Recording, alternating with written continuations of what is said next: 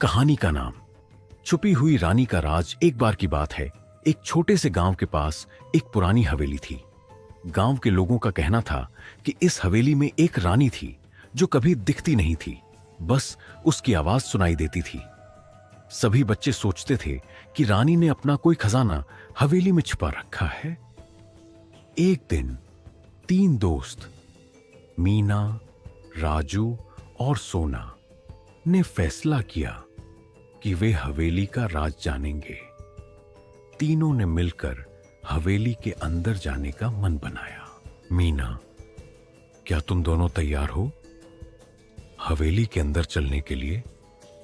राजू, मुझे थोड़ा डर लग रहा है पर मैं तैयार हूं।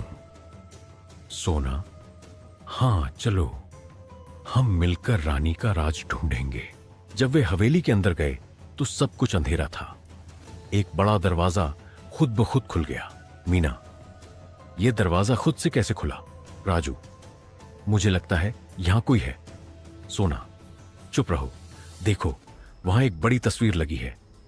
जब वे तस्वीर के पास गए तो एक आवाज आई, मेरा राज ढूंढो। रानी की आवाज, मेरे राज की पहेली यहां छिपी है।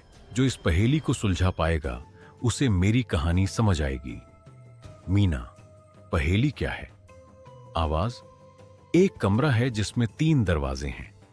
एक दरवाजा अंधेरों की दुनिया में ले जाता है, दूसरा एक अनजाने जंगल में, और तीसरा सच्चाई के रास्ते पर। वे 3 दरवाजों के सामने खड़े हो गए। पहला दरवाजा बिल्कुल अंधेरा था, दूसरा दरवाजा पीले रंग का था और तीसरा दरवाजा चमक रहा था। राजू, मुझे लगता है पहला दरवाजा खतरनाक होगा। सोना, हमें तीसरे दरवाजे का चयन करना चाहिए। मीना, रानी ने सच्चाई का रास्ता कहा था तो चमकता हुआ दरवाजा ही सही होगा। खजाना का राज। जब वे चमकते दरवाजे से गुजरे तो उन्हें एक सुंदर कमरा दिखा जिसमें चमकती हुई घूंघट वाली रानी खड़ी थी। रानी, तुमने मेरा राज ढूंढ लिया। यह खजाना सिर्फ उन बच्चों के लिए है जो हिम्मत और दोस्ती का पाठ समझते हैं।